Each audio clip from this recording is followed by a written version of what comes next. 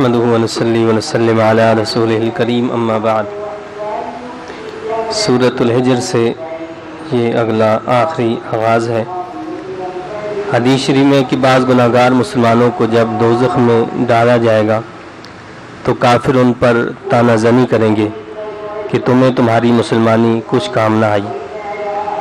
تو اللہ تعالیٰ کافروں کے طعنے کو سن کر ان مسلمانوں کو دوزخ سے نکالنے کا حکم دے گا۔ اس وقت کافر تمنا کریں گے کہ کاش ہم بھی کلمہ گو ہوتے، ربما یود الذین کفروا لو کانوا مسلمین، تو اس وقت تمنا ہوگی کاش کہ ہم نے اسلام قبول کیا ہوتا۔ کفار و مشرکین کی گمراہی کو بیان کیا کہ یہ ہرگز ایمان نہیں لائیں گے۔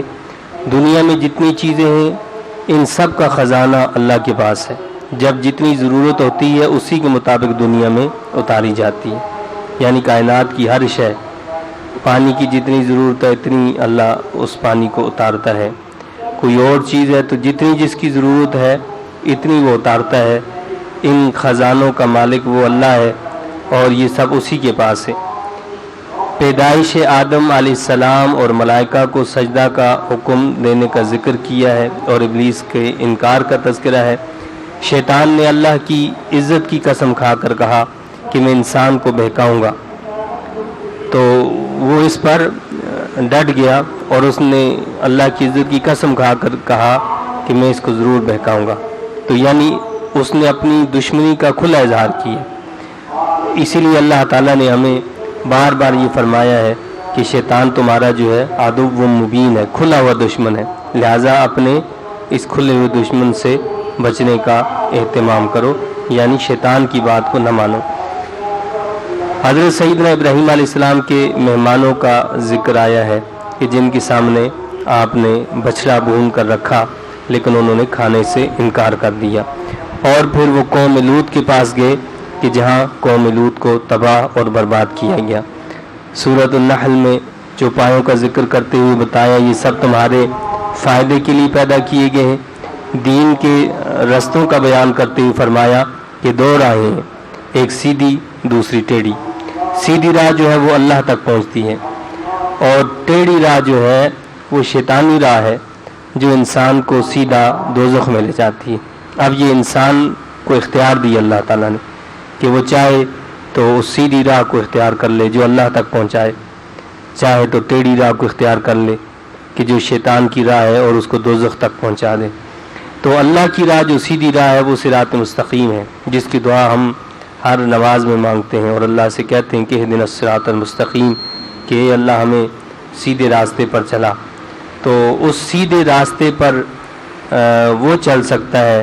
جو اللہ کی مانتا ہے، جو اللہ کے نبی کی تعلیمات پر عمل کرتا ہے، اور جو اللہ اور اس کے نبی صلی اللہ علیہ وسلم کی تعلیمات سے انحراف کرتا ہے تو اس کا مطلب یہ ہے کہ وہ ٹیڑھی راہ کو اختیار کر لیتا ہے، اور ٹیڑھی راہ کا انجام دوزخ کے گڑھے کے سوا کچھ بھی نہیں ہے۔ اللہ اس سے ہماری حفاظت فرمائے۔ رات دن، سورج، چاند، ان ساری چیزوں کو مسخر کرنا اور میووں اور اناج کا پیدا ہونا، پکنا، اللہ فرماتا ہے یہ سب تمہارے لیے، یعنی اس کائنات کی ہر شے کو ہم نے تمہارے لیے بنایا ہے، تمہارے لیے مسخر کر دی ہے کہ تم ان ساری چیزوں سے فائدہ اٹھاؤ۔ برے لوگوں کی اور نیک لوگوں کی روح قبض کرنے کی حالت کا تذکرہ کیا گیا ہے کہ جب نیک لوگوں کی روح قبض ہوگی تو کیا عالم ہوگا، کیا صورتحال ہوگی، اور برے لوگوں کی روح کو جب فرشتے قبض کرتے ہیں تو کس طرح ان کی پٹائی لگاتے ہیں۔ حشر کے جو منکرین تھے ان کے حوالے سے بتایا کہ یہ آخرت کا، یہ حشر کا انکار کرنے والے لوگ وہ ہیں جو بے وقوف ہیں، یعنی جو عقل سے عاری ہیں۔ وہ دن ضرور واقع ہوگا، ہر مسلمان کو اس کی فکر لازم ہے۔ مشرکوں کو مخاطب ٹھہرا کر فرمایا کہ اہل کتاب، یعنی جن کو تم صاحب علم جانتے ہو، مشرکین مکہ جتنے تھے وہ یہودیوں کو صاحب علم جانتے تھے، ان کے پاس کتاب تھی، تو اللہ فرماتا ہے کہ اہل کتاب جن کو تم صاحب علم جانتے ہو ان سے پوچھو کہ پہلے جو رسول آئے تھے وہ انسان تھے یا فرشتے، یعنی نبی کریم صلی اللہ علیہ وسلم پر اعتراض اٹھاتے تھے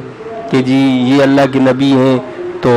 یہ انسان کیسے ہیں، پھر وہ تو فرشتہ ہونا چاہیے اللہ کا نبی۔ تو فرمایا کہ ٹھیک ہے یہ ساری باتیں یہ کرتے ہیں نا، تو یہ ساری باتیں بھی انہوں نے سیکھی ہیں یہودیوں سے، تو ان کو کہو کہ یہودیوں سے ہی پوچھ لو جن کو تم صاحب علم جانتے ہو کہ پہلے جو نبی آئے ہیں کتنے تھے ان میں سے جو فرشتے تھے، تو خود اس بات کا وہ اقرار کریں گے اور اعتراف کریں گے کہ کوئی نبی بھی جو دنیا میں آیا ہے وہ فرشتہ نہیں تھا بلکہ وہ انسان ہی تھے۔ تو جب وہ سب انسان تھے تو پھر نبی مکرم صلی اللہ علیہ وسلم کو نبی ماننے پر یہ کیسا اعتراض؟ آپ بھی اسی طرح انسان ہیں، لیکن آپ انسان کامل ہیں، اللہ نے آپ کو انسان کامل بنا کر اس دنیا میں بھیجا ہے۔ پھر بتایا کہ کائنات کی ہر شے اللہ کے حضور سجدہ ریز ہے، انسان کو بھی لازم ہے کہ عقل سے کام لے،